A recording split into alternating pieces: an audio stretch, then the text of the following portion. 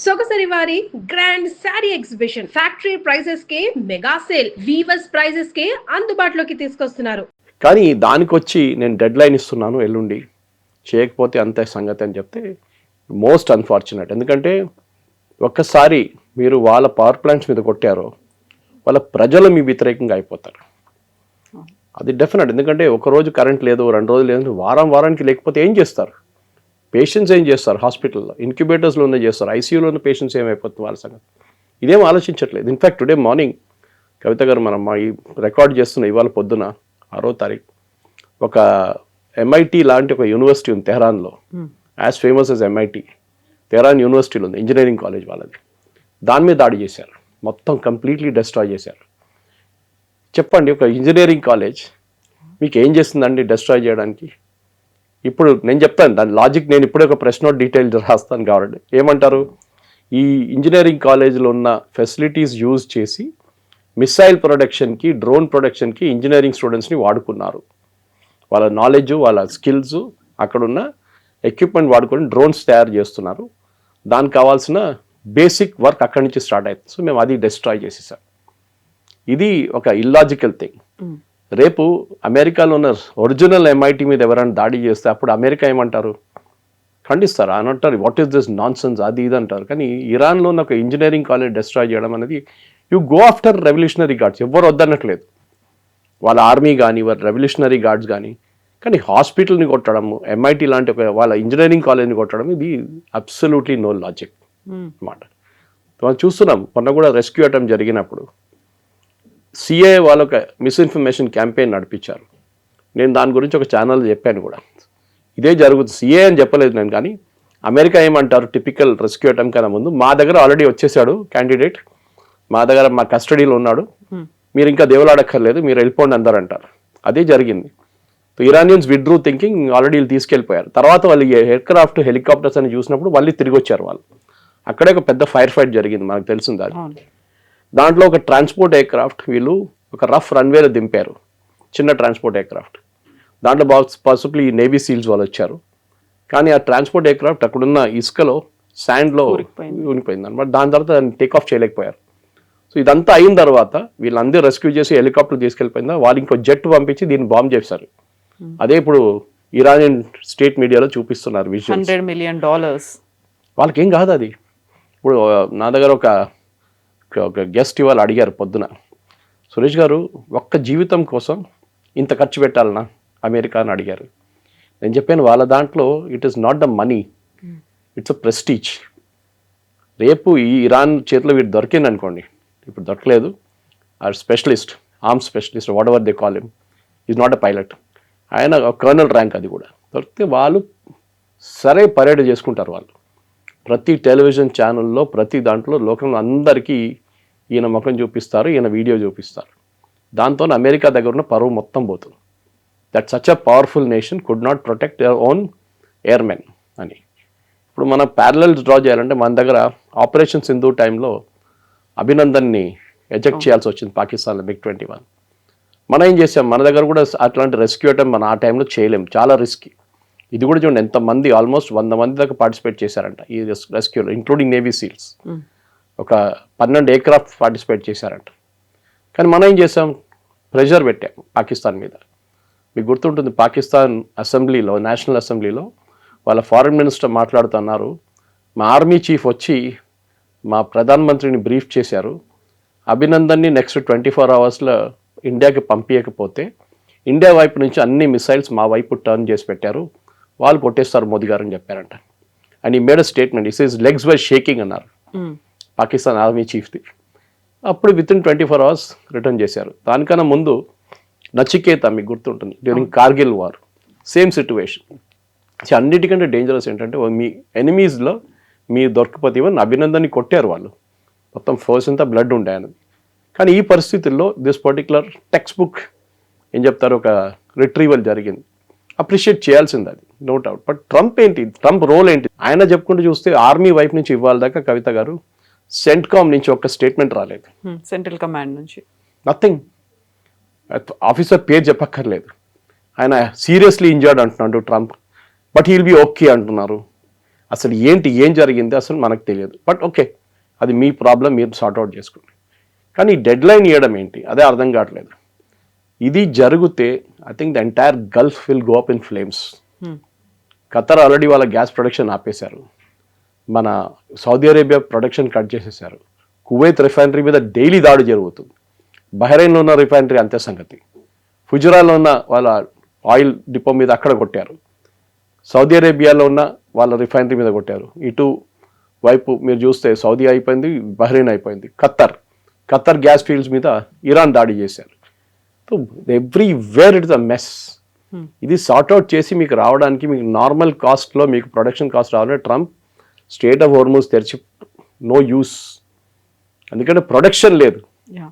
Production ఉంటే కదా oil fill చేసేది. ప్రొడక్షన్ లేనప్పుడు ఏం చేస్తారు? వీళ్ళ రిఫైనరీ కొట్టారు, వాళ్ళ రిఫైనరీ కొట్టారు. ఎవరు రిఫైన్ చేస్తారు? ఇండియాకి తీసుకొస్తారా? రిలయన్స్కి తీసుకొచ్చి రిలయన్స్ వాళ్ళకి ఇస్తారా జామ్నగర్లో? ఇదే అర్థం కావట్లేదు. సో టుడే ప్రెసిడెంట్ ట్రంప్ దాని నుంచి బయటపడడానికి చాలా డెస్పరేట్గా ట్రై చేస్తున్నారు. పాసిబ్లీ ఆమె అనుకుంటున్నాడు అంటే నేను ఈ ఒక బ్లాక్మెయిల్ ఇచ్చేసి స్ట్రేట్ ఆఫ్ హార్మూజ్ ఓపెన్ చేసి అయిపోయింది యుద్ధం, నేను వెళ్ళిపోతున్నాను ఇంటికి అని చెప్పి వెళ్ళిపోతారు.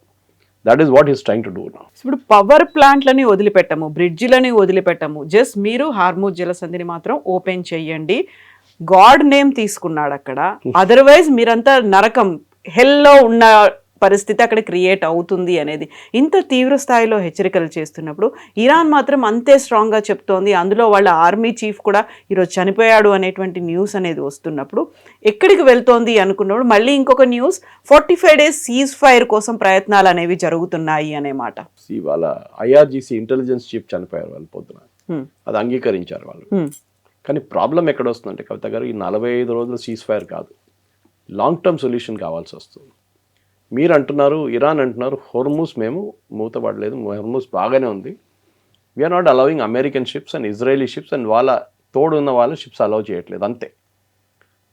వేర్ చైనీస్ షిప్స్ పోతున్నాయి, ఇండియన్ షిప్స్ పోతున్నాయి, పాకిస్తానీ పోతే ఈవెన్ ఇండోనేషియన్ షిప్స్ మొదలైనవి. ఇప్పుడు వాళ్ళ షిప్స్ వెళ్తున్నాయి, ప్రాబ్లం లేదు. కానీ ద మెయిన్ ప్రాబ్లమ్ ఈజ్ అమెరికాకి అమెరికన్ షిప్స్ అనేది లేదు ఎక్కువ. కానీ లైబీరియన్ ఫ్లాగ్ ఉండొచ్చు, ఎవరైనా ఉండొచ్చు, దాన్ని ఇరాన్ పోనీయట్లేదు. సో అక్కడే ప్రాబ్లం వస్తుంది. ఎందుకంటే వీళ్ళు ఒక కోడ్ పెట్టుకున్నారు ఇరాన్, వాళ్ళ వైపు నుంచి మీరు పర్మిషన్ తీసుకోవాలంటే ఒక కోడ్ ఇస్తారు వాళ్ళు. ఆ కోడ్ ఈ ship has to give every time the pass through Hormuz. ఇప్పుడు నిన్న మొన్న కూడా 2 న్యూస్ ఐటమ్స్ వచ్చాయి. Oman and Iran strait of హార్మూజ్ని ఎట్లా కంట్రోల్ చేయాలని మాట్లాడుతున్నారంట. ఎందుకంటే ఈ స్ట్రేట్ ఆఫ్ హార్మూజ్ అనేది పర్షియన్ గల్ఫ్ నుంచి స్టార్ట్ అయ్యి కిందకు వచ్చి దుబాయ్ దగ్గర ఇట్లా తిరుగుతుంది. అది takes a U turn like thing and then strait of Hormuz start అవుతుంది. ఆ పాయింట్లో 2 దేశాలకు ఉన్న టెరిటోరియల్ వాటర్స్. అది మన దగ్గర కూడా మన దేశం నుంచి 35-40 కిలోమీటర్ దాకా మనకు ఒక టెరిటోరియల్ రైట్స్ ఉంటుంది, మనకి ఎకనామిక్ జోన్ మనది. అది అక్కడ మిగతా దేశాల నుంచి వచ్చి ఎవరైనా ఫిషింగ్ చేయకూడదు, అన్ని రూల్స్ ఉంటుంది అట్లాంటిది. ఇరాన్ ఎప్పుడు అంటున్నారు, మా వైపు నుంచి వెళ్తున్న షిప్లు మా నీళ్ళ నుంచి వెళ్తుంది, going through my economic waters, next is Oman. So మేము దాని మీద టోల్ పెట్టినా లేకుంటే ఆపేసినా మీకు ప్రాబ్లం ఏంటి? It is not a free flowing river. అది వాళ్ళ లాజిక్ అన్నమాట. కానీ ఇన్ని రోజులు చేయకుండా సడన్గా చేస్తే ఎవరైనా అడుగుతారు ఎందుకు చేస్తున్నారు అనేది. ఇరాన్ ప్రాబ్లం ఏంటంటే వాళ్ళకి దగ్గర ఉన్న ఒకటే ట్రంప్ కార్డ్. ఇది ఈ ట్రంప్ కార్డ్ వాళ్ళ చేతి నుంచి పోయింది అనుకోండి, ట్రంప్ మళ్ళీ ఆడుకుంటారు వాళ్ళతో. So they have to retain హార్మోస్. ఇది వాళ్ళ స్ట్రాటజీ అట్ ఎనీ కాస్ట్. ఇప్పుడు మీరు రేపు ఏమైనా చేస్తే కూడా యుఎస్ వచ్చి దాడి చేశారనుకోండి వాళ్ళ మీద, కర్గ్ ఐలాండ్ మీద మేము ఆక్యుపై చేస్తూ అంటున్నారు. వీళ్ళ స్ట్రాటజీ, యుఎస్ ఒక స్ట్రాటజీ ఉండొచ్చు. ఇన్ఫ్యాక్ట్ టుడే మార్నింగ్ చాలామంది 4-star రిటైర్డ్ జనరల్స్ మాట్లాడుతున్నారు, ఇటువైపు బాంబింగ్ చేసినప్పుడు, ఇరాన్ మెయిన్ ల్యాండ్ మీద బాంబింగ్ చేసినప్పుడు కర్గ్ ఐలాండ్ వైపు వీళ్ళు ఈ ఫ్లోటిలా పంపిస్తారు, ల్యాండింగ్ షిప్స్ని పంపిస్తారు. ఇరాన్ ఇక్కడ బిజీ ఉంటారు, వాళ్ళు ఎట్లా ఆడుకోవాలి, వీళ్ళని ఎట్లా ఆడుకోవాలి. ఈవెన్ టుడే వాళ్ళు 16 ప్లేసెస్లో బాంబింగ్ జరిగింది, ఆలోచించండి. సో ఆ రోజు ఎంత ఉంటుంది, 2 ఇట్ విల్ రెయిన్ లైక్ హెల్ అన్నారు. ఆ స్పెల్లింగ్ కూడా తప్పు చెప్పాడు ట్రంప్, REIGN అని కొట్టాడు. నేను దాన్ని కరెక్ట్ చేశాను, తర్వాత చెప్పాను. రెయిన్ అంటే ఒక రాజ్యం, how long you rule, it's not rain. Rain అంటే వర్షం పడేట్లా.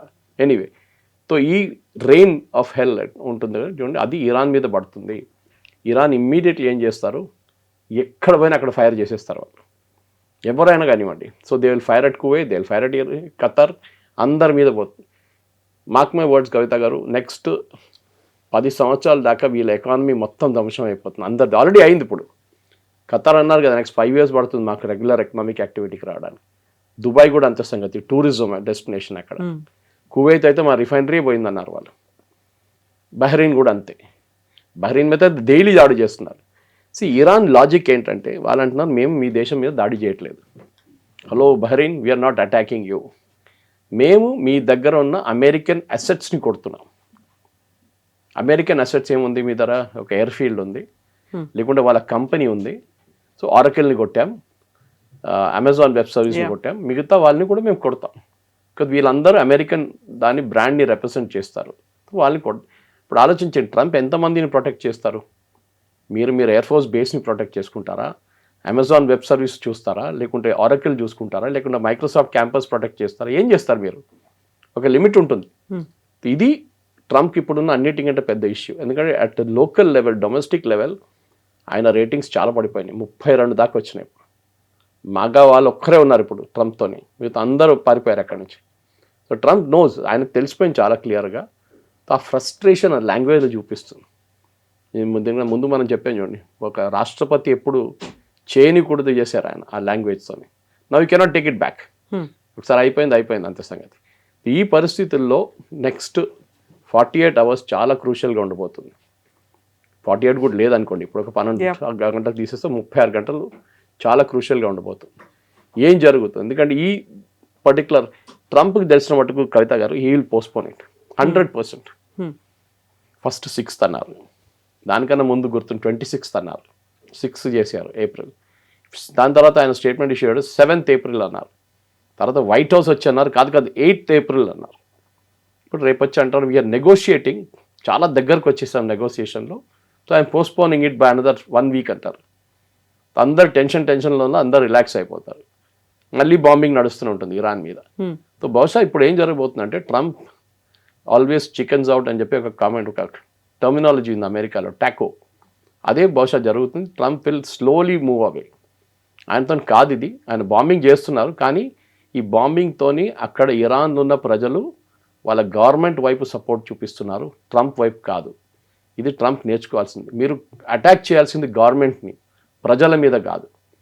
పవర్ కట్ ఆఫ్ చేస్తే ప్రజల మీద ప్రాబ్లం ఉంటుంది. డీసాలినేషన్ ప్లాంట్ కొడితే వాళ్ళకి నీళ్ళు దొరకదు. ఖతార్ లాంటి ప్లేస్ కవిత గారు 100% డిపెండెంట్ ఆన్ డీసాలినేషన్. వాళ్ళ లోకల్ పాపులేషన్ 4 లక్షలు ఉన్నారు, కానీ ఎక్స్పాట్రేట్ పాపులేషన్ ఎంతో ఎక్కువ దానికన్నా. వాళ్ళ డీసాలినేషన్ మీరు కొట్టారనుకోండి, అందరు పారిపోతారు అక్కడి నుంచి, ఇంక్లూడింగ్ ద లోకల్ పాపులేషన్. ఎక్కడికి వెళ్తారు? నీళ్ళు ఎక్కడ ఉన్నాయి? Dubai same thing, Qatar, Kuwait, Bahrain, only Saudi Arabia దగ్గర 50% గ్రౌండ్ వాటర్ ఉంది, విత్ ఎక్కడ లేదు. వీళ్ళు ఏం చేయలేరు. రేపు the entire desert will go back to a desert. అదే జరగబోతుంది చాలా మటుకు.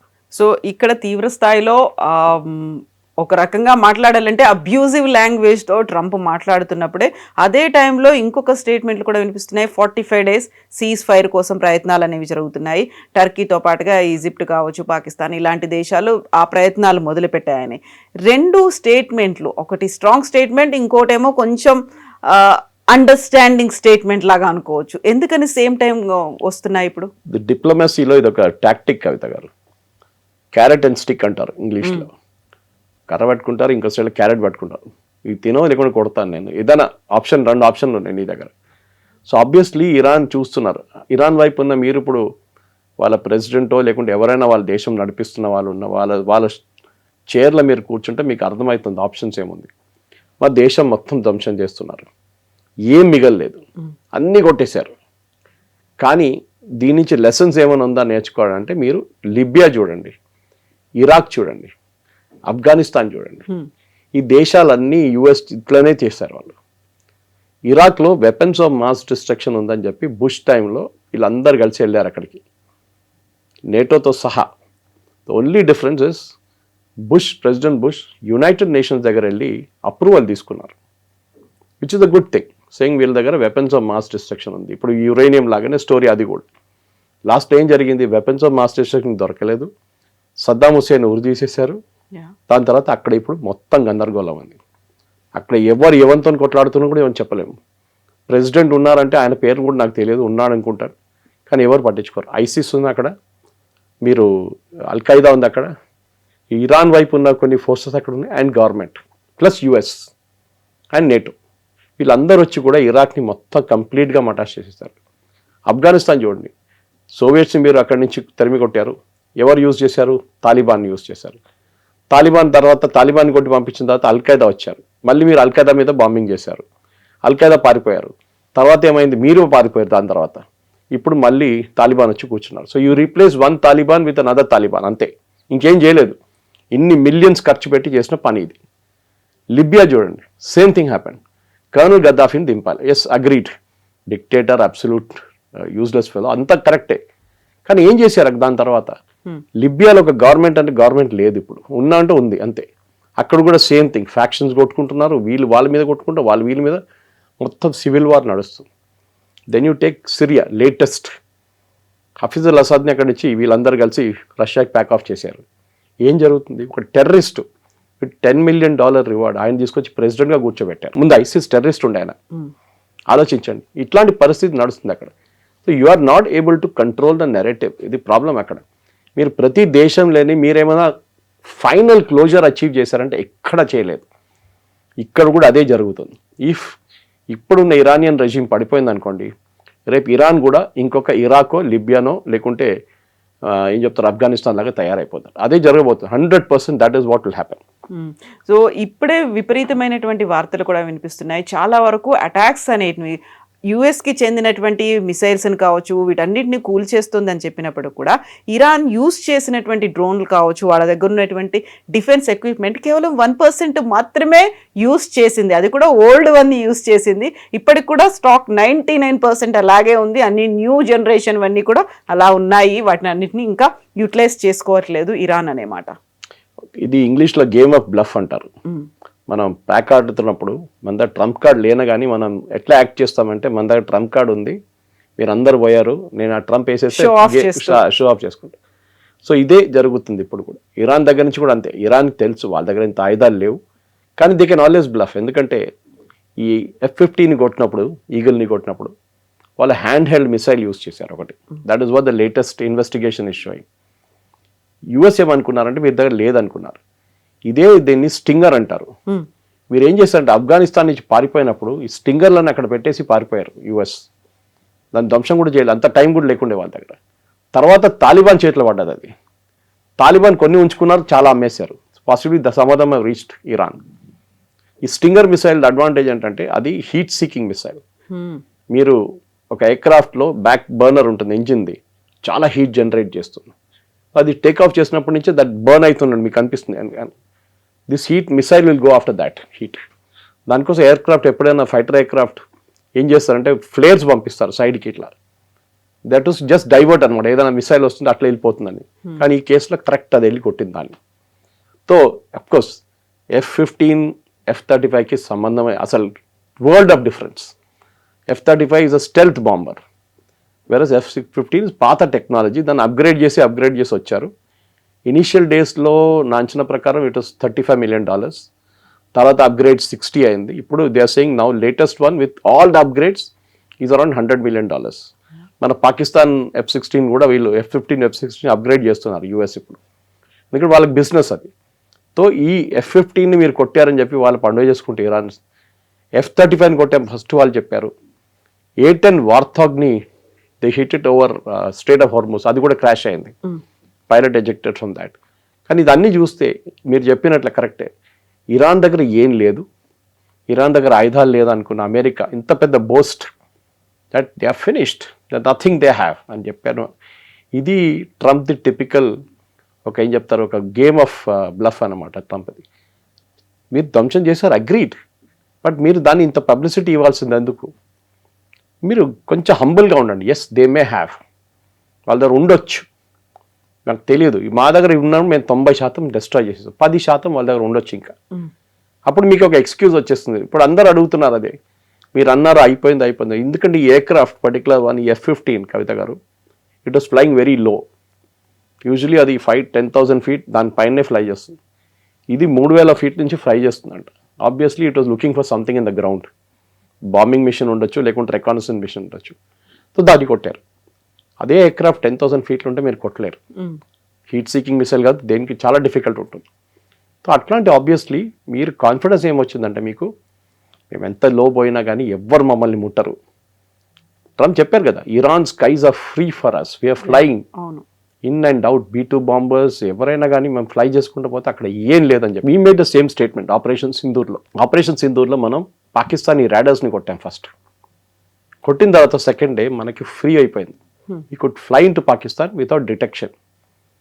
ఇది కూడా అదే జరిగింది. కానీ అదే చాలామంది అంటున్నారు, మన దగ్గర ఉన్న Indian air force officers retire అయిన వాళ్ళు సీనియర్ మంది, వాళ్ళ చాలామంది ఛానల్స్ ఇంటర్వ్యూలు చెప్తున్నారు, US should have learn from operation Sindoor. చాలా లెసన్స్ ఉండే దాంట్లో. ఒకటి, how to use unconventional war. Pakistan Turkey drones, China drones వాడారు. Pakistan Chinese air traffic systems వాడారు, వాళ్ళ రాడార్స్ వాడారు. ఇరాన్ దగ్గర అదే ఉంది. అమెరికా మన ఫైటర్ జెట్లు కూలిపోయాయి, రఫేల్ కూలిపోయాయి అనేటువంటి క్యాంపెయిన్ చేసేదే వాళ్ళు. అండ్ ట్రంప్ కూడా అదే విషయాన్ని పదే పదే చెప్తూ వచ్చారు కదా. ఇప్పుడు అదే అడుగుతున్నారు అందరూ, మీరు ఒక్క టెక్నికల్ సపోర్ట్ పర్సన్ని, ఒక కర్నల్ని రెస్క్యూ చేయడానికి ఇంత ఖర్చు పెట్టారు. నా దగ్గర ఒకరు అడిగారు, ఎందుకు ఇంత ఖర్చు పెడతారు వీళ్ళు, అయిపోయింది కదా అని ఇట్సేసి అయిపోతుండే కదా. ఆల్మోస్ట్ 940 కోట్ల పోయింది. సో మీరు మీ ఇండియా దగ్గర వచ్చినప్పుడు మీరు అన్నారు, నేను యుద్ధం నేనే ఆపాను, అదొకటి. వాళ్ళ 7 ఎయిర్క్రాఫ్ట్ పోయిందన్నారు. ఇప్పుడు ఆయన ఒక్క ఎయిర్క్రాఫ్ట్ గురించి కూడా మాట్లాడలేదు. He should have the guts to admit, yes we lost 7 aircraft. ఇప్పుడు ఆల్మోస్ట్ 11 అంటున్నారు. ఇప్పుడు 3 అయితే ఫస్ట్ F-16 అక్కడ కువైట్లోనే వెళ్ళిపోయింది. ఒక్కొక్క 100 మిలియన్ అగైన్ ఆలోచించారు. అక్కడ 300 మిలియన్ పోయినాయి. దాని తర్వాత A-10 వార్తాగ్ ఒకటి పోయింది. ఇప్పుడు F-15 పోయింది.